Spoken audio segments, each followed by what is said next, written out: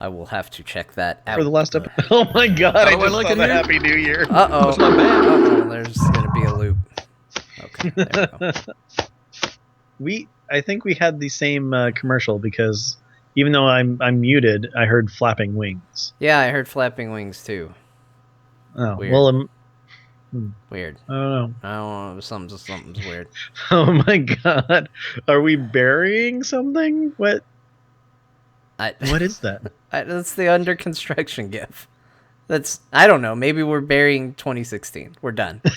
Happy New Year. We're under construction. Yeah, I don't know. You said it looked like a 90s website, so I put the 90s under construction guy there. Well, you know what? You could have at least put a hamster dancing somewhere. No, that would have been copyright infringement. Or a dancing baby. Yeah. Yeah. I mean, the New Year is about a baby. We could totally put a dancing baby on there. That's kind of, I don't know. I'm not opposed to it. 3D dancing baby.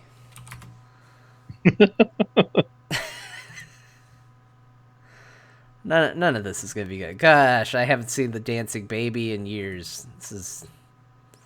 Haven't seen it. Haven't thought about it.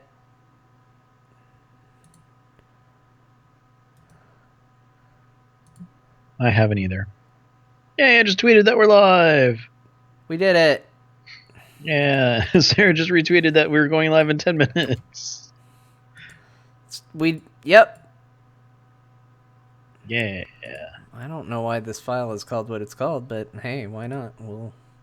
What's it called? I don't know. Should I be scared? No, I don't know. Dancing baby. The other white meat. Get in my belly, dance down in there. Okay, I might as well start Alpha Geek because why not, right? It's one of those things where the lesser amount of people who actually witness this episode is probably a good thing. And then I'm getting a phone call. Oh, why do you not have a cool ringtone? You mean why do I use like a generic ringtone? Yeah. I don't know, because I can't be bothered. Oh, okay. I mean, look, I've got the Doctor Who song as my ringtone. That's my normal one. You have a specific one. We got the dancing baby going. Oh, there's the dancing baby. Yeah. This is so dumb. I love it.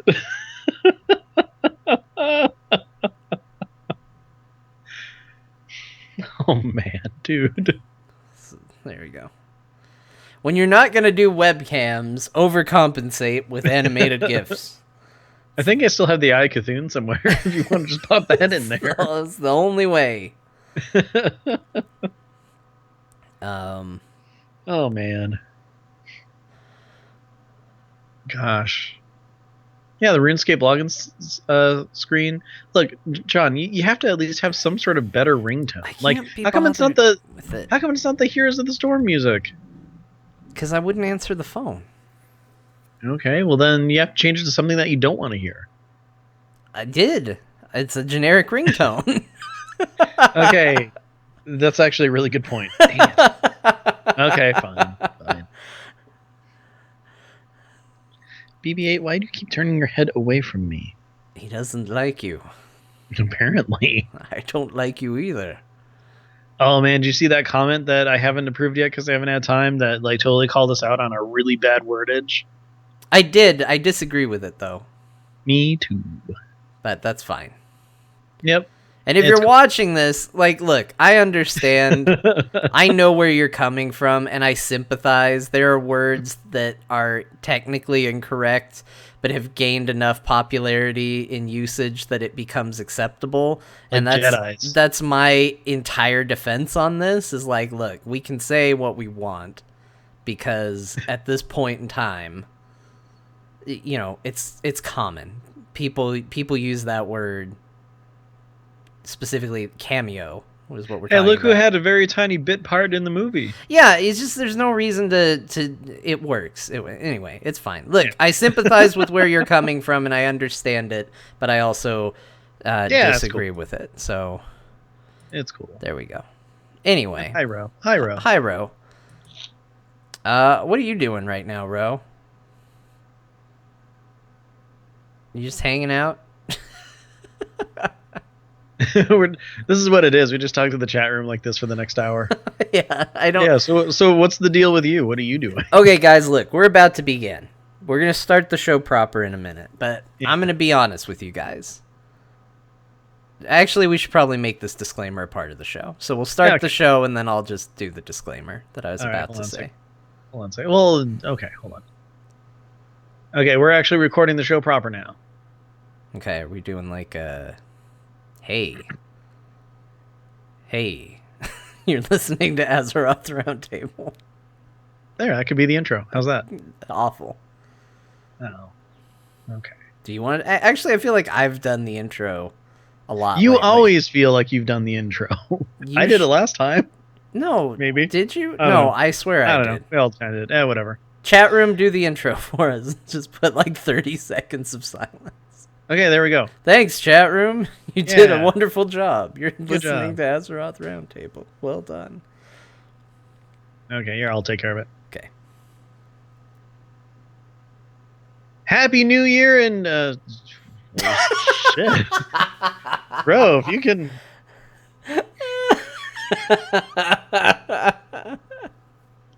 Yeah, he said he could do the intro. Okay, I'm just waiting for him to get online now. All right, pull him in. Pull Ro in. He can do the intro. He can hang out with us as long as he wants to be here.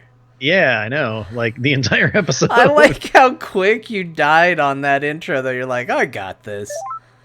Thank you for... Oh, the call failed. Oh, no. He needs to update Skype. Ro, update your Skype. Or he needs to come online. I'm not sure which. Thought you were a podcaster. Now we're going to try this again. We're going to try calling him again. Oh, call failed. Oh, no. Call failed. Oh, no. Call failed. Oh, no. Call failed. Oh, no. Call failed. Oh, no.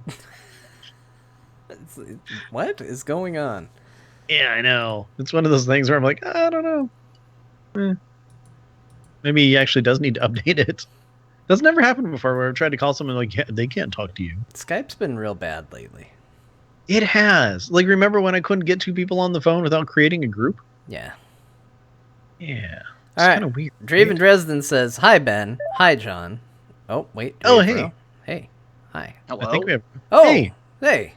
Hey, you want to be on this episode of Azeroth Roundtable? Hi, everyone. Hi, guys. Hi, Ro. Hi, Ro. How are you?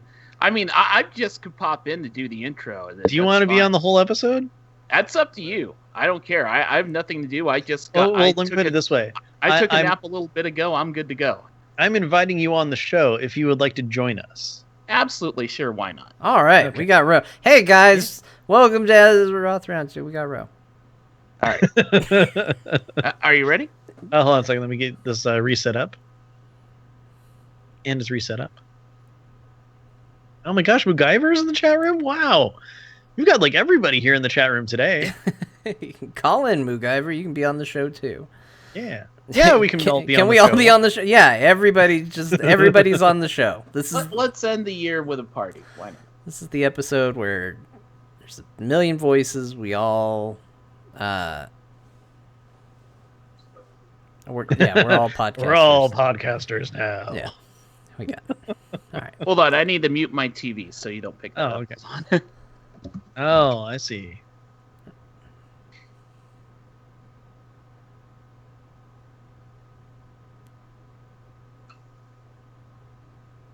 This is I don't know why we all got quiet. He's like, I don't want you guys to hear my TV. Well, no, okay, so funny story. Well, maybe it's not a funny story, but I recently bought a second flat screen. I've had one flat screen in my house for years, and now I have two flat screens. Hey, Moo, how's it going? Listening to Twitch all the time. Hey, Moo. Hi, Moo. Moogyver, how are you? I'm good, thank you. Unfortunately, my outbound bandwidth down here in the cardboard and string universe of Australia is not good enough for video, so you'll have to do without it. That's all right. We're not doing video either. I'm not on video either, so it's all good. Fantastic. You sound great. Cool. Moogyver, how about the intro? Because I think I did the intro like 2 or 3 episodes ago. It's pretty rare that you're on. Oh, okay. Yeah. Well, hang on. Let's see. Okay. Yeah, I think I remember how to do this. All right. If not, who cares? Just say whatever. We're so relaxed today. Yeah, it's a fact that if you say our intro with an accent, we'll let you call our show whatever you want. Crikey. Really?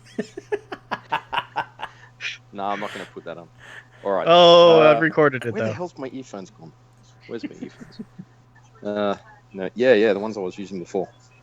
Everybody's on devices. My son's on his DS. I am not on devices. You are on you're on your. Hi, using your iPhone Natani. as a lead. Hi, Natani. Give her a big hug for me. Ro, Ben, and John say hi. Technically, John She says didn't. hi back. I say hi now, though, That's how she works. so that I don't feel left out and ostracized by my peers. All right, hang on. Let me switch to my U-Butte. Oh, wow. That's a slight let's difference see. there. There we go. Now my hand's Whoa, free. there we go. That's awesome. Nice. There we go. Yay, iPhone. Yeah. Hey. I'm assuming you can still hear us, though, right? Oh yeah, I can. Okay, hear. cool. I Just can making hear. sure. Everything's Otherwise cool. And it's you're the muted Boucher. on my. No. You're muted on the computer too, so that I don't echo. And but I've still got the chat room. All right, so intro. Cool. Hey, do I need to count in? No, just start it whenever you want. All right, cool. Hi everyone, it's Moogyver from the Chaos Portal, and I'm here with Rho and with Ben and with John on Azeroth Roundtable, New Year's Eve edition. Well done. Nice. I like Nice. Very nice. It is New Year's Eve here, so We can pretend it is here too. I mean, it's before New Year's Day, so I totally count that. technically, yeah, I'd say that counts too. In the world of podcasting, it's whatever day we want it to be. Welcome to 2017, everybody. It could be Friday. Welcome it to could be Saturday. 2018. Yes, so long 2016. Yeah. Goose. I hated that year. Urgh. Yeah, well, everybody, welcome to Azeroth Roundtable, episode 197. My name is Ben Velmhofer, and with me, as always, is John Jagger. How's it going, John? Hi, Ben. I'm happy to be here. Hey, hi, everybody. Hi, listeners of Azeroth Roundtable. I want to take a moment to just let you know that this episode's going to be a little different. We're here at the end of the year, and we've decided to just be kind of weird and kind of crazy. And, this episode is not going to be for everyone. Yeah. But it's going to be for someone, and if you're that person, this one's for you. So, first of all, I'd like to welcome Moogyver to the show. Moogyver, welcome back to the show. It's been a while. It has been a while. Thank you very much for having me. It was very impromptu. Quite a bit. Show up in the chat room. You never know what happens, guys. Hey, it's wacky and zany. I love it. Exactly. Also with us is Rho. How's it going, Rho? Hey guys, I'm happy to be on the show for more than just a cameo, because we all know what a cameo is. Yes, of course we do. Yeah. That mistake has never been made and will never be made again. Of course. Never ever. We're fine. We're fine here. So yeah, John was talking about how this is going to be a show kind of for someone. Me, I'm a fan of it. But a big reason for it is because John and I have both been I can't speak for you, John, but I've been incredibly busy with work the last 2 weeks or so, and I haven't logged into WoW other than on the day after Christmas for about 3 minutes to get my Christmas presents. So I haven't really been able to do too much. John, have you been as busy as I have? Yeah. Yes, absolutely. It has been nonstop craziness at work, and I barely survived it, but here we are. Yeah. Well, congratulations. We're here. We're going to have a lot of fun. Woohoo! Yay! So, I got to first of all say, Moo, I have, absolutely loved your adventures across Azeroth that you and Natani have been doing with the pictures. And everything. Thank you. Thank you. I'm glad to hear that. Yes. I mean, for anybody who hasn't actually seen it, who doesn't follow you on Twitter, why don't you tell everybody what you've been doing? Because it's, John, I'm sure you've been seeing it. It's been something that's just been a lot of fun. Okay, well, essentially, in the later stages of Draenor, where everybody was, feeling a bit, I'm kind of not going to do this. I'm going to go and do other stuff, and we're playing other games and all that kind of stuff. And I was doing that too. I was getting on the Xbox and blowing the dust off and flying spaceships and all that kind of thing. And I kind of went back in Azeroth and did a thing that I kind of do at the end of every expansion, and that is I hang around some of the older places and do some of the older things I used to do before the Cataclysm, when everybody got flying in the old world. And as we all remember, back in the dark old days of Vanilla and Burning Crusade and etc., you didn't get your first mount until you were level 40. I'm sure you guys remember that great moment. When you suddenly, instead of having to run the entire length of Stranglethorn Vale from Stormwind, I played Alliance in those days, and the very first thing I did on my Paladin, because I was a Paladin, because hey, free mount. When I hit level 40, is I mounted up, and I went all the way down to Booty Bay by road, just because I could, on my horse, and then turned around and I rode all the way back just because I could. And I just really enjoyed. I realised one day that I hadn't seen Azeroth from the ground in the old world for quite a long time. And so one of the things I did when I first built my Mechano Hog back in Wrath of the Lich King, one of my things that I did is I went all the way from Gadgetzan to the very top of, as far as you could go in those days, on Kalimdor. I took, because originally I said, do you remember the Gold Road? Everybody remember the Gold Road through the Barrens? Yeah. Yeah? Okay.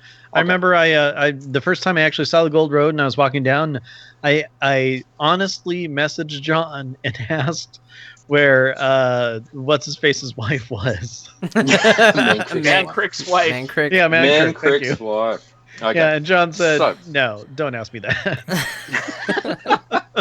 Okay. So this actually, I'm going a little deeper than I intended originally, but there was a quote from The Hobbit a long time ago that said, every road in the world is just a tributary of one great river, and all roads are connected. And that this very step outside your door, it's a road that leads all the way to the Lonely Mountain and the treasure hoard of Smorg. And this idea that every single road in the world is connected in some way, and that, it's just one little step on a great trip, it kind of stuck with me. And so one of the first things I did is I looked up the Gold Road, and the Gold Road, it said it went all the way from Mount Hyjal all the way down through the Barrens to Gadgetzan. And I thought, wouldn't that be an epic trip going all the way on road? So I went down to Gadgetzan using my teleporter, because engineering, and mounted up on my chopper, and I rode all the way as far north as I could go on the Gold Road, all the way through Ashen Vale and through Ajara, and ended up all the way in the top of Ajara in those days. And it was a really cool thing. And during the doldrums of Draenor, I thought, wouldn't that be cool to kind of redo that trip? Now that the cataclysms happen. And what I discovered along the way is that there's just, you see so much more of the world, and it's so much more immersive and large when you're doing it from the ground. And so, with the new Twitter picture posting functionality, I started posting a few of these pictures up, and started just sending, I'm starting here, I'm kind of doing this and doing that, and a few people caught on to it and said, hey, this is really cool. And my wife found it, and she said, this is really cool, why don't you put it on a website? And I was like, nah, nobody's interested in that. Nobody cares about this. This is just a silly thing. And I'm not very good at websites. And so she said, well, I'll do it for you.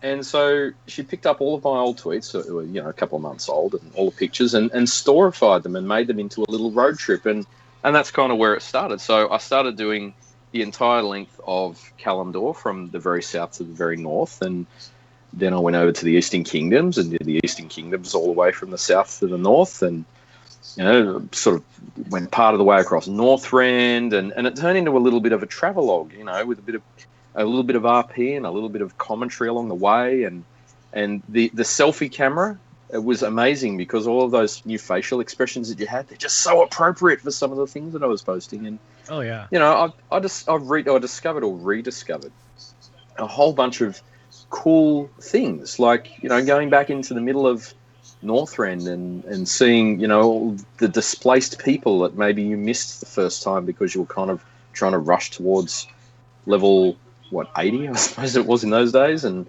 you know, going to the top of the tower and seeing all these little orphan Tonka there, and you know, and finding that the two people sitting beside the lake and having a chat, and all those things that you miss when you fly over it. And yeah, it was a real rediscovery experience, and I really enjoyed it. Of course, since we've been on the Broken Isles, I kind of haven't done a great deal of them, except for a couple of little expeditions I've done in the Broken Isles, you know, climbing to the top of mountains, because I have a bit of a thing for mountains.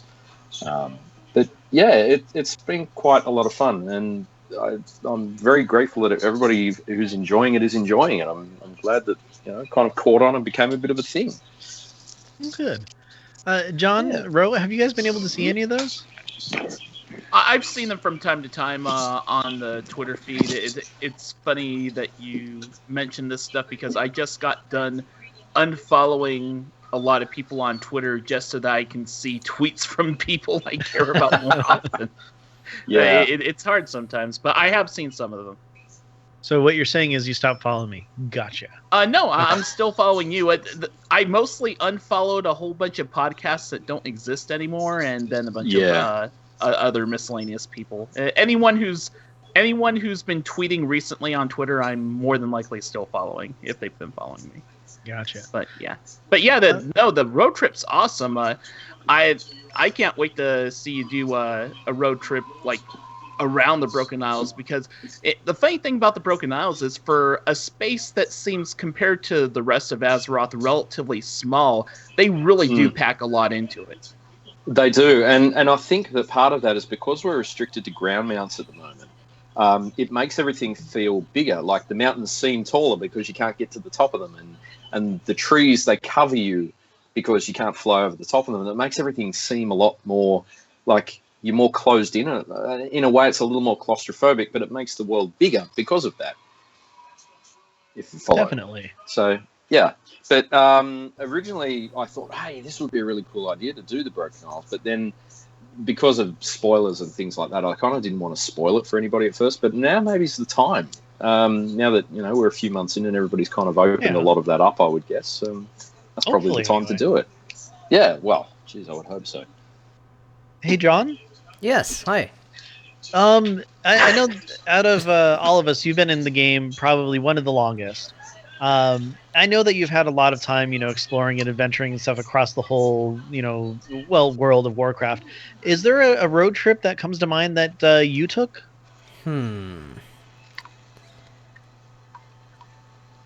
I mean, I think the Barrens is oddly enough actually the first thing that comes to mind when you talk about going places. I remember I got really captured by the idea of the crossroads. The idea of this central place that was kind of, you know, it's kind of that remote desert outpost. It's critical as it leads to many areas of, you know, Azeroth, but at the same time, it's just kind of this little rundown desert town in the middle of nowhere that, you know, a lot of the quests are just struggling to survive and discovering oases and things like that. It really captured me. So it's funny because I approach kind of the same zone, and yet at the same time, like, it's in something of a different way. So whereas Moogyver's talking about the roads that kind of go through there and kind of lead through there, I kind of latched on to the town as a town, and that's kind of what captured me. Okay. Rho, I know that you, as a warlock, got a free mount as well. What about you? What sort of road trips have you gone on? You know, I was giving this thought as John was answering. The funniest question is, when I think about zones that I have taken extra time to explore and find like every nook and cranny of, it happens to be the one zone that has some of the fewest roads, and that's the Storm Peaks up in Northrend. Just simply because now, while that kind of seems counter to the whole road trip thing, because you really do need a flying mount to kind of get to the whole zone and check out all the stuff, they hid so many little places in the Storm Peaks. There's like areas of Titan machinery and stuff like that don't have a quest attached to them at all. And they're just there, and you can go inside of these mountain areas and find all this machinery and stuff as if it's like part of the Old War raid. And there's quite a bit to it. It's kind of interesting just how much there is in the Storm Peaks. If there were more actual roads in the Storm Peaks, I think that would be my road trip place, but it was fun just exploring the heck out of that place. Gotcha. So the big road trip that I remember that I did was, it was my first year of the summer festival. John, I don't know if you remember this or not, because I think I told you about it afterwards. But it was finally the time where I'm like, you know what? I've never seen any of the actual, like main alliance cities or anything like that.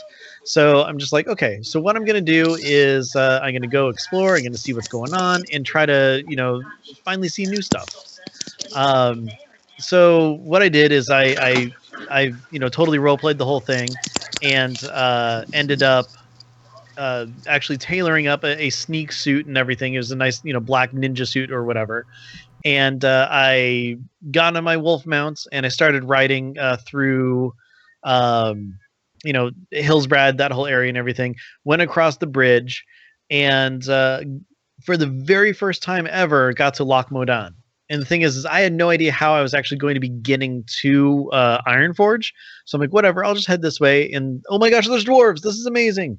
So, just kind of going through, I'm like, okay, let's, figure out what's going on here. And, saw the lake and everything. I'm like, let's take a dip. Saw essentially the Loch Ness Monster plesiosaurs in there and stuff. And, it was just something that was really cool because I'd never actually seen that side of WoW before, just because it was an entirely different aspect of what was going on, other than the Horde side. So then finally, I, found the actual route to get to Dunmorrow, went in there, saw the snow, was just, out of my mind crazy, like, oh my God, there's snow somewhere. Because at that point I hadn't really spent time in Winter Spring. And then finally I saw the gates to Ironforge. I'm like, okay, well, let's see what's going on. And I ended up sneaking in, being just, amazed at what was going on. Started getting chased by guards and everything. And the most amazing thing happened. I ended up in the throne room by accident and was promptly killed. But long story short, I kind of snuck my way through there. I got the flame, and this was before the achievements happened, before you knew that it was like actually, a thing. Got the flame for that.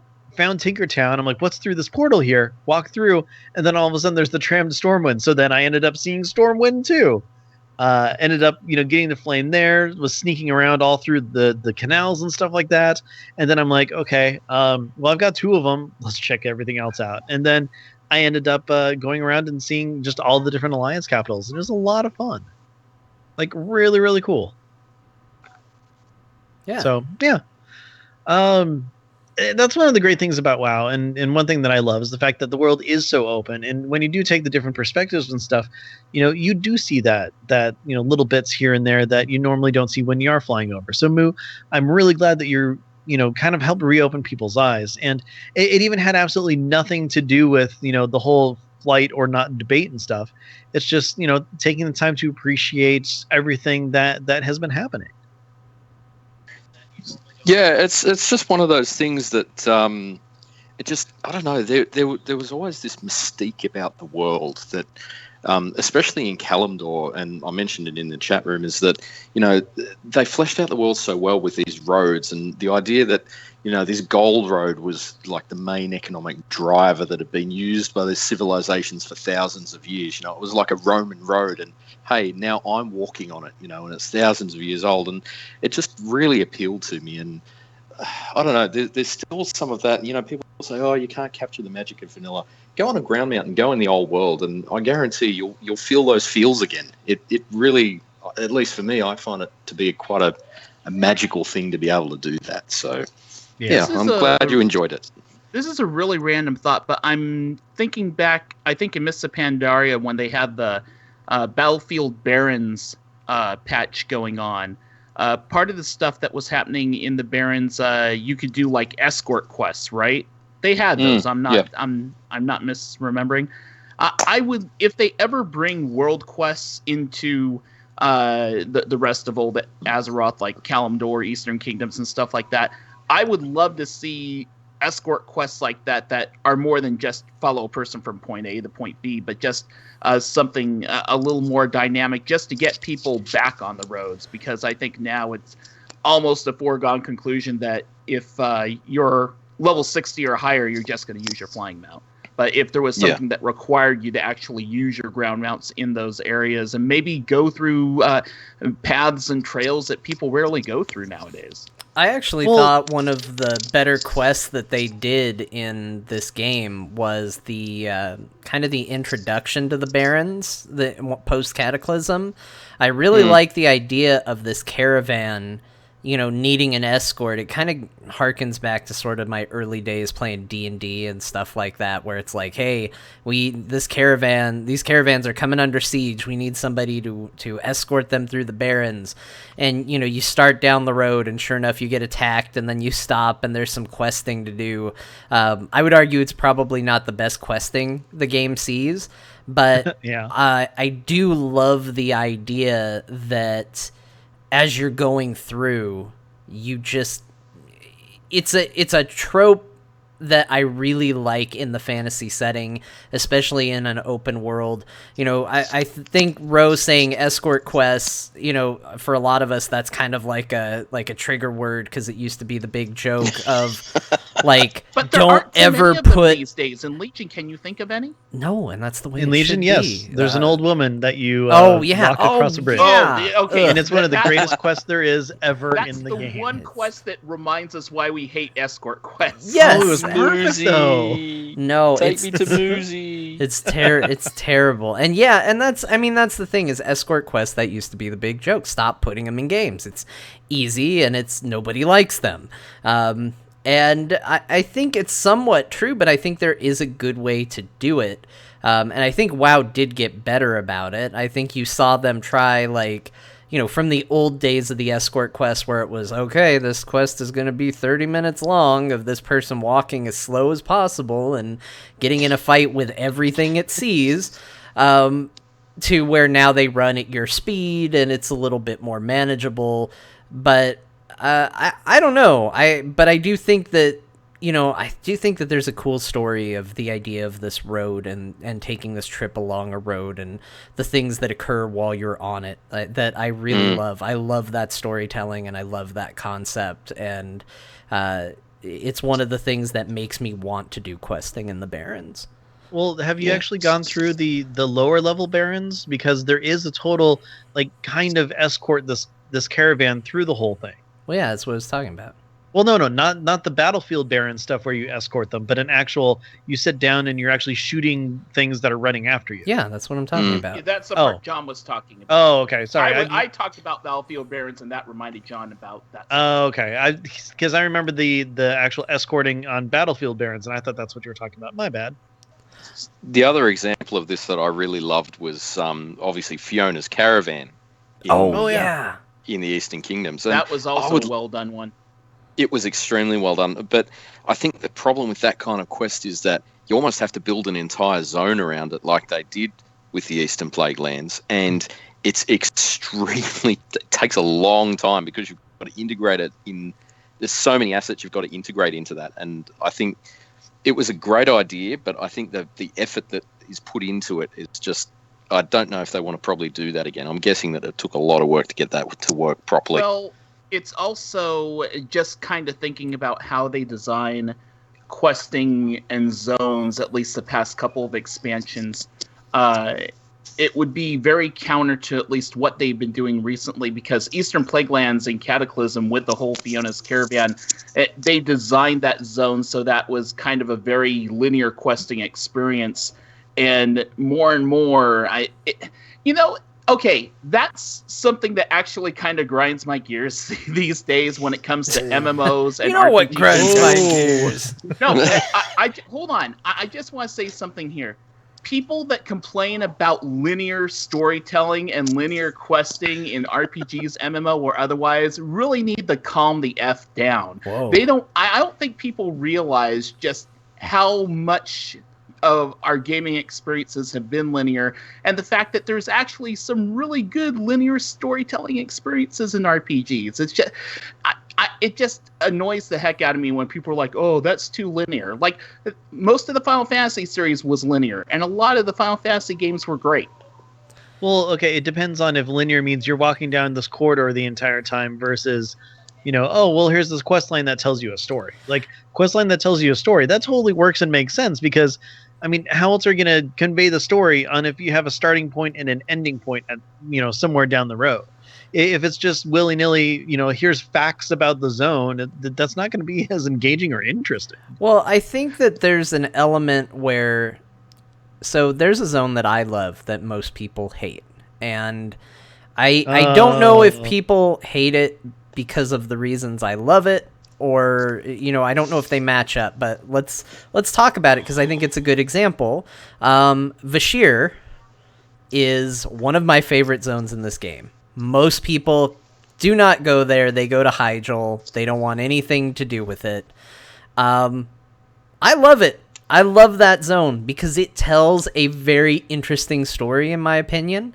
It tells a story of you going on this mission that goes wrong and you get pulled under the sea, and I deliberately don't allow myself to hearth or leave the ocean until I've completed it. And it's this cool story of survival, of, you're struggling and you're trying to build your forces up, and you encounter an entire kind of new gameplay style, and it's a really interesting, very linear bit of storytelling that I absolutely adore. But if you don't buy into it like I did, you probably can't stand that zone, and especially if you don't like the underwater gameplay. So it kind of has two things going against you. It asks you to buy into this one type of story for a very long period of time, because it's a very big, very long zone, and then add to the fact that it's also a little gimmicky on, this is an underwater zone, it has a very unique look, but I love the heck out of it. I think it is so friggin' good, and really enjoy it. But I think that's why maybe they avoid some of that stuff, because, when you do look at the caravan quests and things like that, you are asking people to buy into this singular adventure that's going to go through the zone, which, if people don't pick up on that, they're kind of done with the entire zone. Whereas if it's a bunch of questing hubs, maybe they'll go and do this hub and say, okay, well, those are the ones I like, and now I'll go somewhere else and maybe have a better time for it. Well, here's the thing. Like, okay, the visuals of Vashir is great. And I get what you're saying about the story. It worked for you. You totally kind of RP'd it, and, you're a rogue, you're stuck there. It's fine. Makes sense, right? When I was leveling at level, I was a mage. So it's like, hey guys, I can make a portal. We're all out of here. It's fine. That sort of, over encompassing, sense of dread and everything like that, where you're trying to actually pick everybody back up and fight through the whole zone and stuff. It didn't capture me because I didn't have that same sort of connection as you did. But Ben, those portals don't work underwater unless you have power. I understood that reference. Yeah. That was great. One thing I will say, though, is that being a clothy underwater and being able to be jumped from, a whole sphere, that part really sucked for me. I ended up being a floating corpse more often than I would have liked. So, I mean, it was partially gameplay for me as well. And, I mean, I don't hate Vashir anymore. Granted, I don't take the time to actually go back there and see it, unless I really have to. And the funny thing is the only time that I actually, do go to Vashir, I take the portal, and then I go up to the surface, and then get on my flying mount to fly over to where I need to go, and then drop back into the water. Yeah. I feel like they were experimenting a little bit with Legion to see if people would go back to doing some underwater questing with some of the stuff they did in Eastern Suramar. Yeah. Did you ever do the that part of Suramar there? Because I think that's an optional area. I did, but there's a fair bit of underwater stuff. Didn't like it. They still haven't found a way to make underwater super fun yet for me. Like, I like that zone in spite of the underwater mechanics, not because of it. Oh, okay. The storyline there wasn't super compelling either. It was kind of like, go save some offshoot Rykul village. The story wasn't super compelling. It was like, go save this person, get this stuff. The story just didn't grab me so much. But the Vashir story, actually, John, I'd have to agree with you. It's, as far as the leveling experience goes, I've taken a few characters through Cataclysm leveling, and I only went through Hyjal once. Every other time I actually did Vashir, because the underwater combat didn't bug me at all. And the music in Vashir is so good. It is. It's so good. I'm telling you, one day people are going to get all into Vashir, and I'm going to be super hipster about it. I'm going to be like, I like Vashir when everybody was playing Hyjal. Moo, you were going to say something?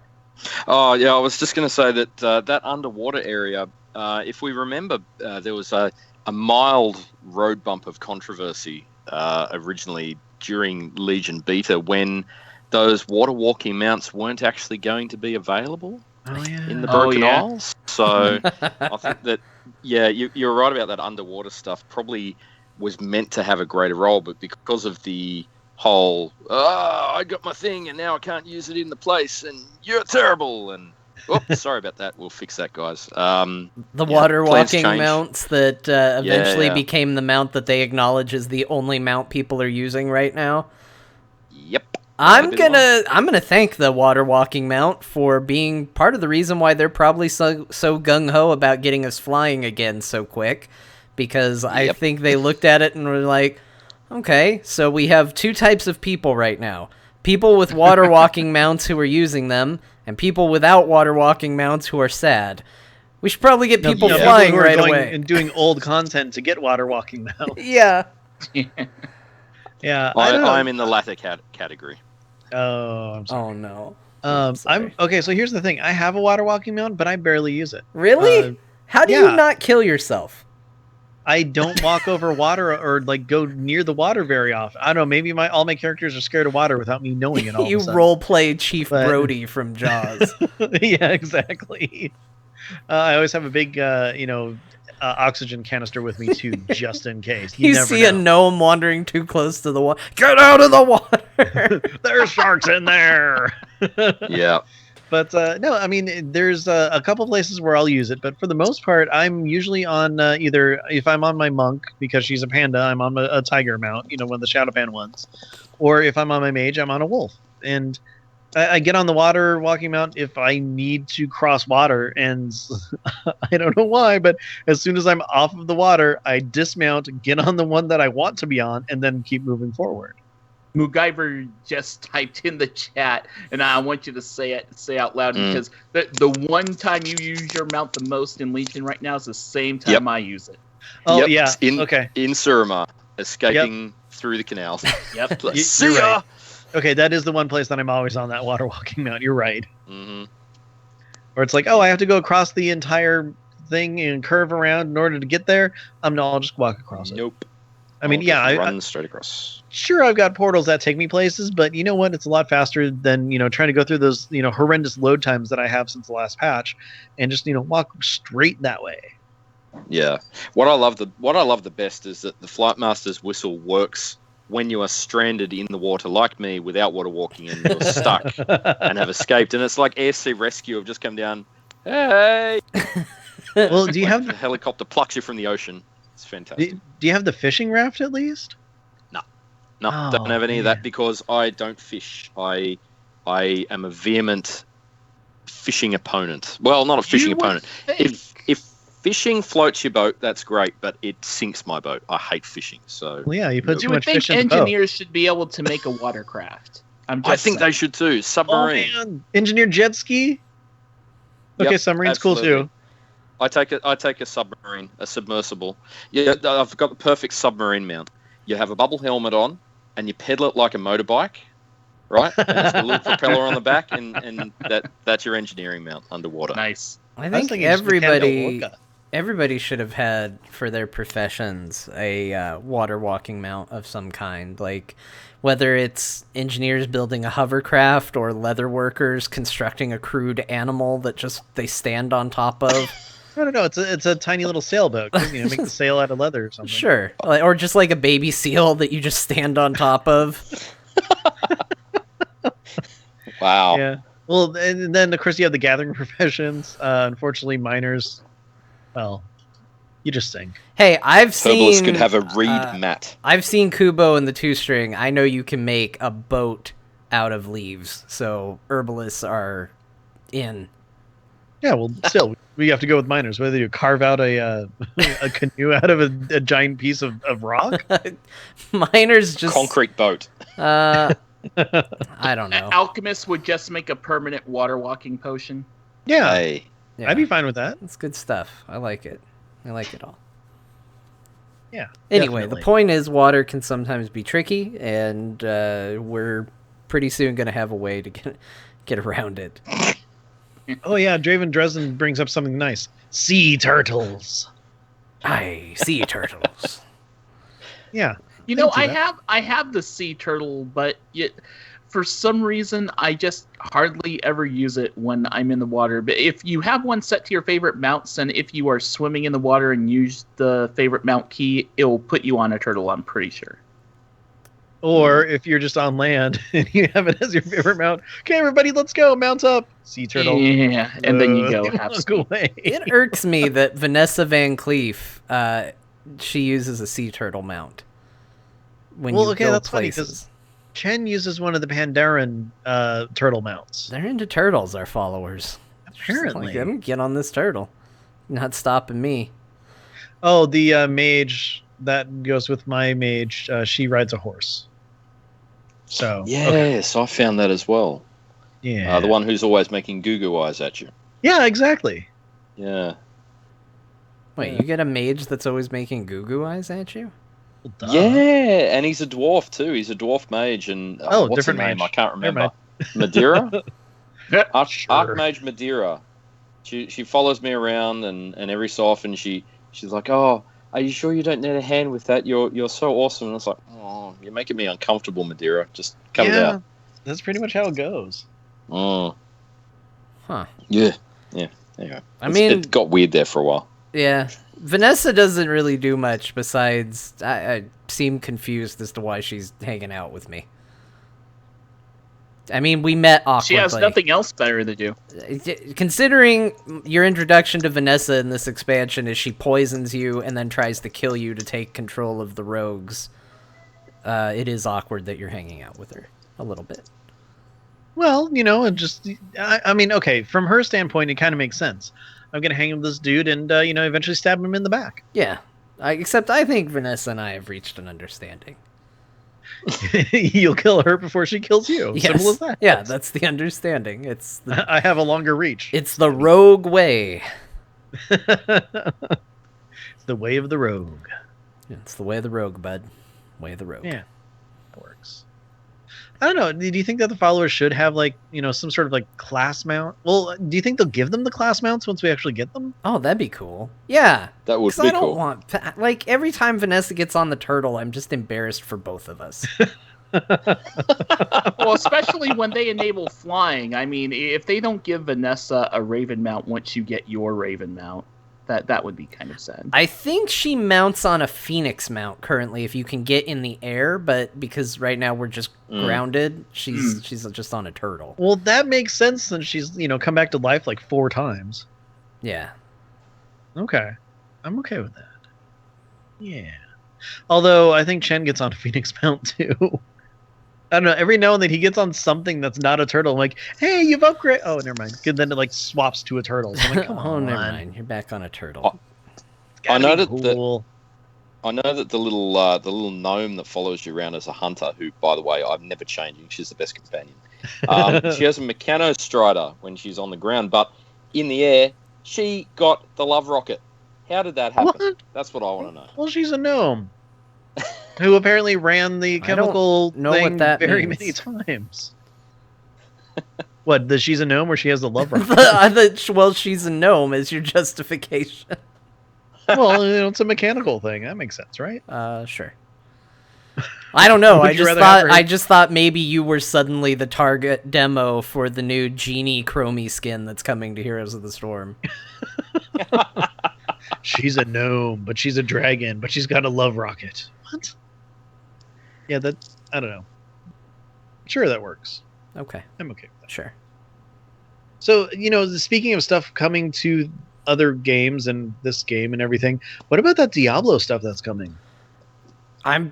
Hey, guess what? As a Diablo fan, I'm really excited that suddenly there's Diablo in every game I play from Blizzard. Really? I know. I'm curious to see exactly how much they're going to do in Legion, because for a period of time when Legion was in beta, they actually had treasure demons, not treasure goblins, but treasure demons. They used that new demon model, but it would act very much like a treasure goblin, where every time you hit it, it would drop gold. Yeah, and I mean, that's what they're using for this event. I haven't looked up the specifics of how you engage with it, but I'm excited. I saw that there is a reward that gives you the guitar to play the Diablo theme, and that's the best thing ever. I'm going to be doing that all the time. Well, no, in all honesty, you'll be doing it like every hour. Yeah, I'll be doing that on whatever stupid cooldown they put on the item. Oh, do you want to listen to 3 notes of the Diablo theme? Well, you're going to need about 2 hours break between that. No, I don't. Well, you don't play the guitar often, so, your character's fingers get blisters. So there's that. I'm going to be able to get a Tome of Town Portal.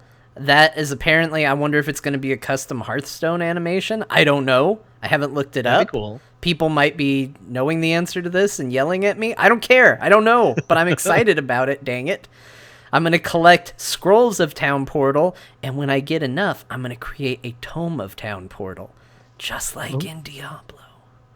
Wow, John. There's a Diablo Brawl in Heroes, and there's a new Portrait in StarCraft, and it's all Diablo all the time right now. You can play Diablo 1 and Diablo 3. It's madness.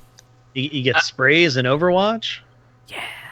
The Diablo 1 experience in Diablo 3 is cool one time.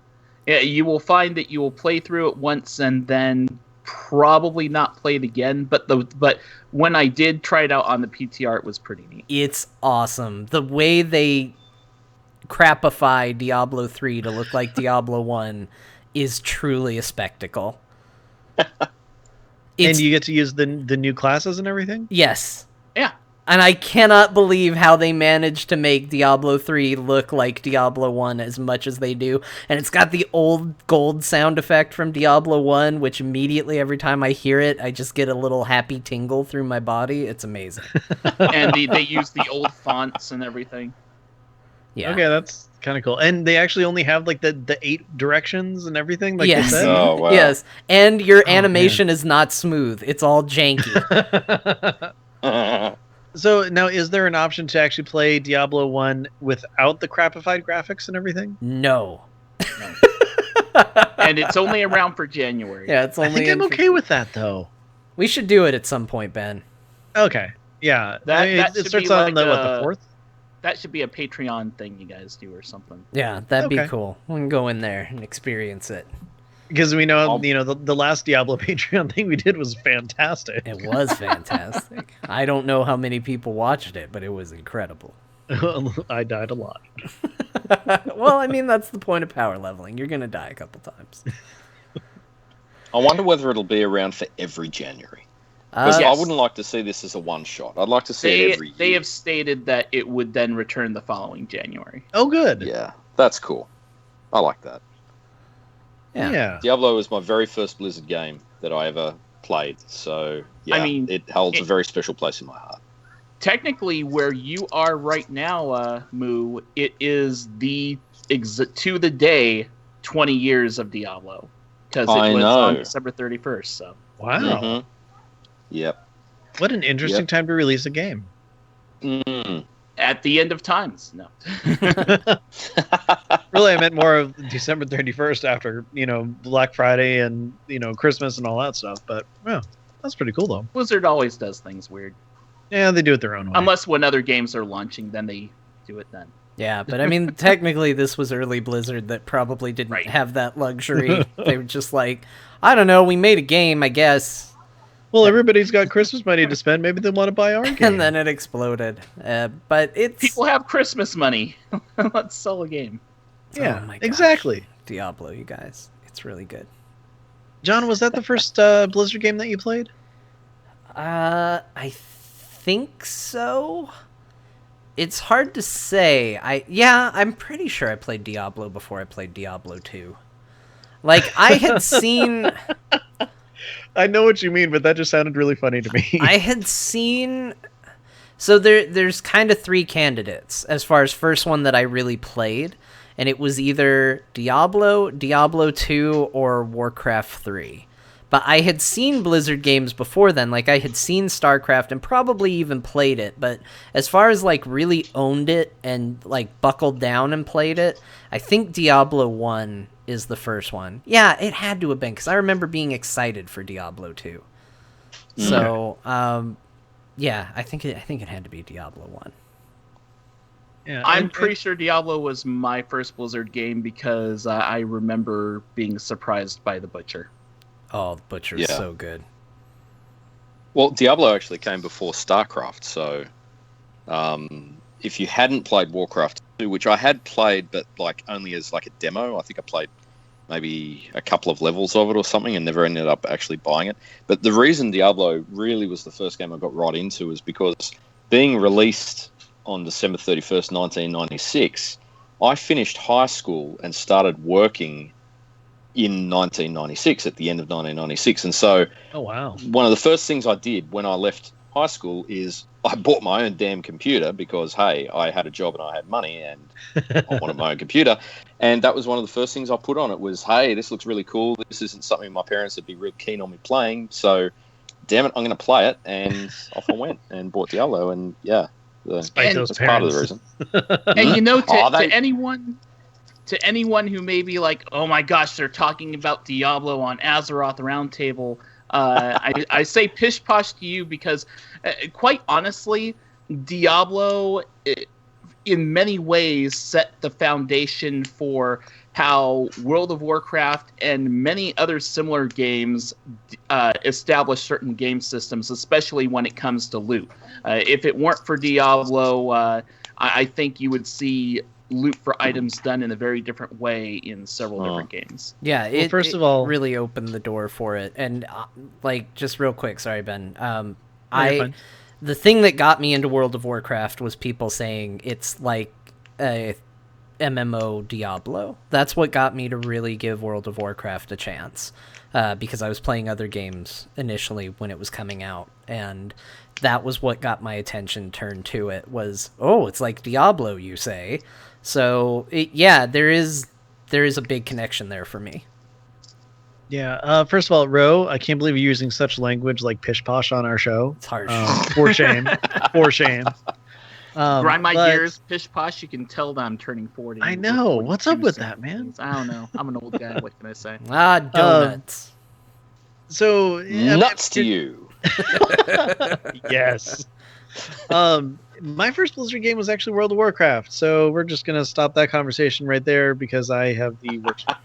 But so here's the thing: back when I worked at the before unmentioned very popular game store, that was really my first new like introduction to Diablo and StarCraft and everything like that.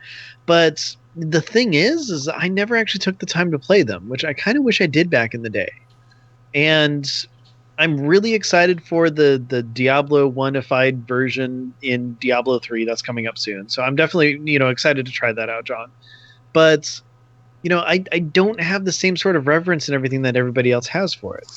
We've talked on the show about how I enjoy Diablo 3, but it definitely doesn't, have that same sort of call and pull to me that it does, for you, John, and definitely you, Rho, and, Moo, I'm assuming that you are a big fan of Diablo 3 as well. I am, yes. okay, yeah, it's one of those things where I'm just kind of like, yeah, it's a cool game. I played through the story, I'm happy, and I'm good with that at that point. So, hopefully this is going to be, a new kind of reawakening of something that I never actually knew was in me before when I get a chance to try out the Diablo 1 version of 3. So, I don't know. But yeah, it's exciting for me, and I like the celebration of all the different games and stuff that Blizzard has, and how interconnected that they actually are. Although it was a little weird that for our Christmas present this year in WoW we got May's blaster essentially. Oh, that's a good point. I didn't even think of it as that. I just actually got it, and I was like, now this thing's going to see some use, as I then proceeded to run around Orgrimmar just blowing it at people. Yeah, yep. That doesn't sound too bad. You blew everyone you saw. I blew the entire town. Yep. Yeah, with ice. I just want to give a special recognition to Draven Dresden for I'll say Artemis the MP for saying two extremely nerdy Diablo-related things that make me very happy. First, Artemis said Hellfire, which not a lot of people know what Diablo Hellfire is, but I do, and boy, me too. Was that a weird bit of business with the guy dressed up as a cow. And then... Draven Dresden saying, I remember getting and this will only make sense to those that remember, legit godly plate of the whale. Yep. Not a hacked one. Nice. Not using a trainer. Boy, I loved using trainers, though. Trainers were so much fun. How much I gold just remember did you getting excited about getting my first and only Stone of Jordan playing Diablo 2. Whoa. They're bringing that to WoW, I know that. That is coming to WoW. What is that? Oh, that's true. I did used to dupe a lot of gold and stuff. Oh, I duped so much gold. I still remember that trick. All you had to do, drop it on the ground, and then, what was it? You had to click to go pick it up. Well, what you do, each slot, I mean, you're familiar with Diablo slots, I'm sure, Ben. Yeah. Well, gold was an item, and it would fit in a slot, and you could fit a maximum of 5,000 gold in one slot. So what you would do is you would take one coin out of that pile and drop it on the ground, and then you would drop it into another slot, and then you would tell your trainer to make that like 5,000 gold, and you'd instantly have another 5,000 gold. So, of course, economy was wrecked. So this is part of that whole, hey, real money auction house controlled by Blizzard, always online. It was to combat that, and it started in Diablo 1. So, also ears, collecting ears. What, as like trophies? Yeah. It was PvP. So on the original version of Battle.net, you would join a game, and so the text of the game would say, "Hey, I've created a game, no PK, so no player killing," and you'd zone in, and bam, somebody would kill you. And then they'd take your ear, and then they'd show you a bag full of ears that they collected from the other poor saps. It's like horrible. It was a harsh world. It was the Wild West of multiplayer games, man. It was wonderful. It was the best days. It was. John, you set that up, didn't you? You set up some no-player kill games and just immediately destroy people, didn't you? No, I didn't. I enjoy it. Like, I was always worried I'd get in trouble because I enjoyed cheating way too much. Why does that not surprise me? Rogue. So I was always afraid to go online because I was always cheating in Diablo and Diablo 2. Yeah. Whether it was duping items or just running a trainer, just unlocking every talent all at once, and just like, I wonder what it's like to have completely maxed out complete talent trees. This should be fun. Oh, I should have every piece of gear socketed with the best socket item you can possibly get. Let's see how that goes. Oh, turns out everything dies in one hit. It was like a game to see how high your stats could go, wasn't it? Yeah. Super good. So, but yeah, as a result, I was always afraid to go online. But I saw a couple collected ears in my day. So I just got a whole lot of, just really lucky drops. You have 5 minutes of playtime in that game. I was really lucky on the first kill. Yeah. Diablo had some strange items too. Do you remember the constricting ring? You put the constricting ring on, and it would boost your stats by a huge amount, but it would slowly drain your health. And there was another one where... I remember that. I forgot the name, but I remember an item doing that, yeah. Yeah, and light was a thing. So items would have light, and it would increase the distance you could see in the dungeon. And there were some items that gave you a big stat boost, but it would reduce your visibility to almost nothing. And so you'd come around a corner and see this huge demon and like nearly wet yourself. Yeah. Yeah, and I got one of those. I don't remember the name of the item, but it was one of those that reduced your light to almost nothing. And that's the one. I do not remember. I got down to the floor where Diablo is on, and that room is already ridiculously dark. And I'm walking around, and then just all of a sudden, there's a massive, insane, huge demon just taking up the entire screen right in front of me, and I yelled. It was bad. Diablo was a great game to play with the lights off, with the headphones on, like in the dark, and you just walk around a corner and demon room. You know, it was good for that. Nice. In our day, before there was Five Nights at Freddy's, we had Diablo. If you want to see some of the dumbest throwbacks to how glitchy and weird original Diablo was, I'm going to recommend everybody go check out Carbot Animations. They did a It'd Be Cool If, which is where they pick a hero that they want to see in Heroes of the Storm, and they do the warrior from Diablo 1. And every one of his abilities is like a glitchy, old school Diablo ability. Like lag is one of his abilities, where when you get hit, you just teleport right back to the enemy, or the enemy teleports right back to you. Nice. It's really good, and it hits on a lot of the old jankiness that was with those old Diablo games. Because if you ever had to run away from an enemy in Diablo, it was annoying, because you'd get almost out of their reach, but then they'd hit you and it would pop your character right back directly in front of them. And it was a nightmare. That's what the Butcher used to do like crazy, and it was a cool game. Especially on my 250 millisecond lag connection. Yeah.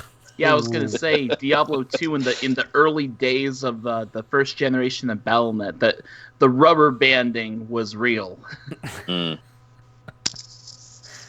Wow. So I'm glad that I'll be able to play it in 3 and not have to deal with some of that stuff, I guess. It's the perfect way to play it. Woohoo, go me. Yeah. All right. Well, I got to say, it has been an absolute pleasure talking to you two, and you too, John.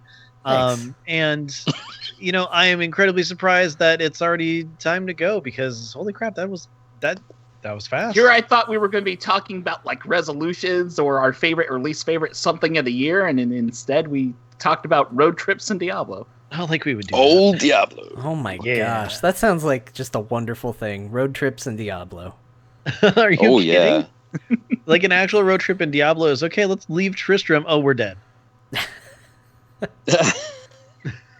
Diablo is the best road trip.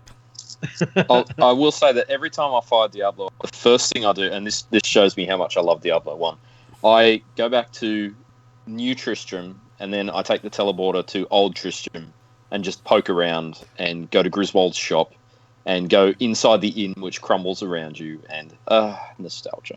Yeah, go up where Wirt was and just be like, you bastard. You rat bastard. Oh, yeah. I'm so glad they cut off all 8 of your legs, or however many they're up to right now. And poor old Jitters. Whatever ended up happening to Jitters? That's what I want to know. Jitters? Too much coffee? I don't remember. No, Farnham. Farnham, the drunk. He's in Diablo 3. He's dead. Really? None of them make it, man. I must have missed him. There's no happy ending for anybody. Farnham's dead. They're all dead. So let's go on that road trip. Go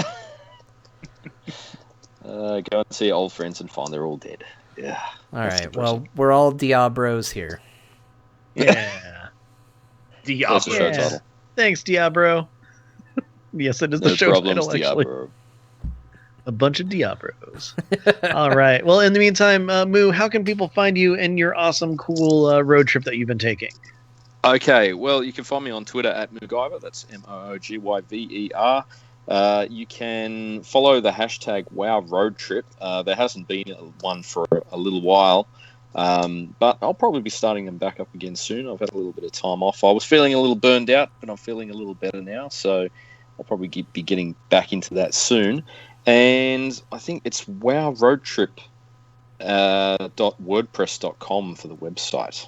And you can find me on the Chaos Portal. We'll be back on the 7th of January as well, talking about all sorts of cool stuff if I can get my internet connection to work. Hey! Well, let's all hope, because you're awesome. Thanks, man. You too. Oh, thank you. Rho, how about you? Where can people find you? You can find me on Twitter at Rowow, spelled RHOWOW. And you can check out the 2 podcasts I'm doing nowadays. One is Realm Maintenance. It's a podcast for people who love Blizzard games that are looking for other podcasts that talk about those games. And the other one is a new World of Warcraft podcast called The Rolling Restart. Episode 0 just went up not too long ago, and you can find Rolling Restart now on pretty much everywhere except iTunes. It'll be up on iTunes soon, TM. It just depends on them getting back from the holidays and approving it.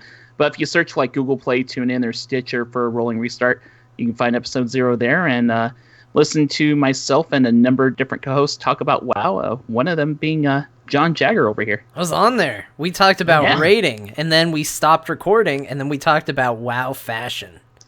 Oh. Yes. We did 2 episodes. I'm still debating on whether or not to use that second part. That's pretty good. We talk about how the game's, over 10 years old, which means the hairstyles over 10 years old.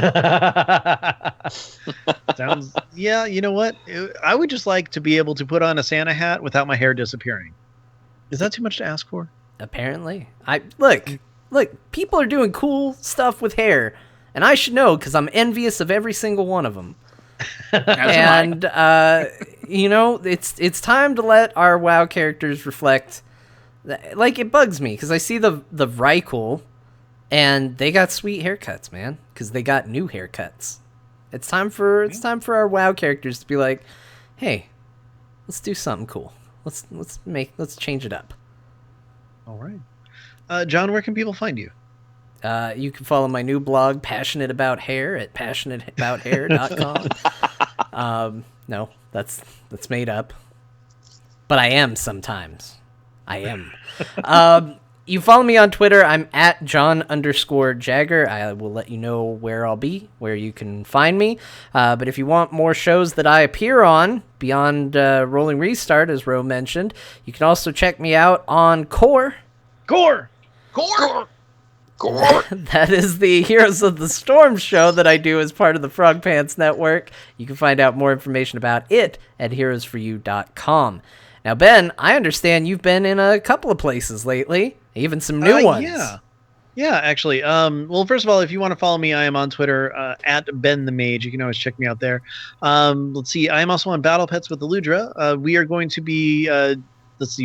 we took a week off this week because I was super busy with work, taking a week off next week, but we will be back soon. Then I'm also on Geektopia with Lita and Alakaz, and that will be back soon as well. We're taking a little holiday break there. But I did actually guest on the Game Case on episode 73. I had a lot of fun talking with Cuddles, so definitely check that out. I might have also sung like a Murloc. So if you're interested in hearing that, I don't know why you would be. I heard but you do definitely it. Check out. You sung the holiday hits. Yes, well, part of one. But definitely check out the Game Case episode 73. And also, I did provide some voice work for Adventure Across Northrend episode number 10. John? Yes. I did an accent. Oh, what accent did you do? It was a dwarven accent. Nice! Can we get a preview of your dwarven accent? No, you have to actually check out episode 10 of Adventure Across Northrend. Oh, man.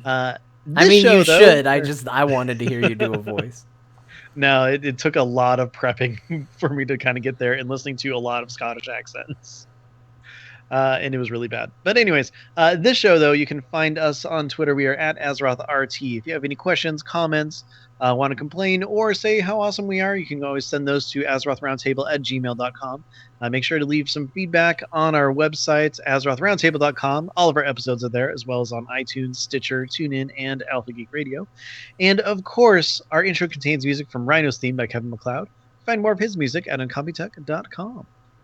Also, a great big thank you to all the people who made sweet cameos on this episode. You didn't hear them, because if you make a cameo, you don't talk. You could say the entire chat room's a big cameo. Well, I was going to say, they've been talking. John, can you please list them from start? Yeah. They're in alphabetical order. We're just going to scroll through them really fast. Bill Murray. Just let's make it sound big. It's not like they Patrick can Swayze. prove it. You can't. Don't know how that happened, but he did. Hi everybody, John here at the end of the show to tell you about Patreon. Hi Ben. And Patreon is a great little service that makes this website thing possible. It's not a website, it's a podcast. What am I saying? Who are you? Where am I? How'd I get here? It's also a website. It's everything. Patreon is everything. It's our lifeblood. And you don't want to see us bleed out on the sidewalk, do you? So go to patreon.com/AzerothRT. And, if you feel like helping us out a little bit, you can pledge a little bit of money per episode. Helps us out. Keeps the lights on. Which I actually don't know why I had the lights on for this episode because I wasn't on camera. But, thank you for allowing me the option to have these lights on. This is the best advertisement ever. Wait, John? Hi. What if a patron wants you to bleed out on the sidewalk? That's awkward, but then give us more money and we'll go down a path of self-destruction. What? Okay, well, with that being said, I'm a little frightened for the new year that's coming, but everybody have a happy new year. Be safe, be friendly, and remember, love is everywhere. Just give everybody a hug. Unless they have a knife. Pretty sure that's a good way to get Bring yourself it in, guys. killed Bring it in the new Suck year. Yeah, okay. You know what? Everybody is a Diabro. You just have to introduce yourself. Okay. Good night, everybody. Better. And that is a podcast episode, my friends. Well, there's Happy certainly nothing New else like Year. it, I'll tell you what. I love this show because I never know where the hell it's going to go. That's half the fun. Oh, I know. Neither do we. All right. Well, thanks, guys. Thanks for jumping in and joining us for this this bit of the incredibly wackiness. impromptu episode. I was just really going to record an intro, guys. I mean, literally, when you were saying, when I said, give me 1 sec, I was opening up Audacity to record an intro and then just send it in and be like, here's an intro. Yeah, well, I mean, the thing is I have seriously been so busy with work the last 2 weeks that I haven't been able to really do any sort of planning. John has been really busy too, so it's just been one of those things. And seriously, after the episode last week, I worked until 3 a.m. Mm-hmm. It's been busy. Oh man, it's been very busy. You think you're going to be able to make it Sunday? Yeah, I'll be here Sunday. 1-1 was pretty much the big hey, this is the deadline. So. Mm-hmm. It is definitely one of those things. But I'll be there Sunday. And I love the fact that Raid was canceled, not because there weren't enough healers, but because there wasn't enough DPS. Wow. That's a weird thing to be down. We had all our tanks and we had 3 healers. We were short 2 DPS to have a 10-man raid. Yeah. Weird, right? 2 tanks, 3 healers, and 4 DPS. And a partridge in the pear tree. Yeah, it's a busy week. All right. Well, thank you so much for having me on, guys. And literally, I just saw Nevermore's link and we're like, oh, I've got a bit of free time. I'll jump in and have a look at that because, why not? And bam, here I was. So just on the show. The magic of that was podcast. Cool. It's funny because we tend to not do guests near this time of year because we're like, it's holidays. Nobody's ever available. Yeah. And then... That's the only time I am available. Stupid time zones. Yeah. Plus, it's one of those things when it's just like, it's hard to schedule. It just really is. Sometimes it's like, okay, let's see. Let's do this week. No, I can't because of this. Okay, let's do this week. No, I can't because of that. Okay. I've got a bunch of people that I want to schedule, but I just haven't yet. Haven't been able to figure it out, get the timing right, or have the it's time weird to actually because do Friday evening is like one of the best times usually to be able to schedule people. Because it works out pretty well then. Yeah, Friday night your time is like mid Saturday day for me, so that's pretty much perfect for me as well. So yeah, unfortunately everybody's kind of competing for that live spot. which is Yeah. unfortunate. Well, thanks again, you guys. Thanks, Cool. chat room. Yep. You've All right. been wonderful. We're going to shut it down so you all can go have a happy new year. Happy New Alrighty, Year, cool. everybody. Way early. Rock But I'm off Happy to New a Year, party Nika. in 2 Bye-bye. hours. I'll tweet out Happy New Year to everybody at midnight. Oh, perfect. Keep your eyes out. Yeah. watch for that, everybody. I'll be Watch watching. For For it. that. All right. See you later, guys. Thanks for having me on. I'll talk to you another day. Definitely.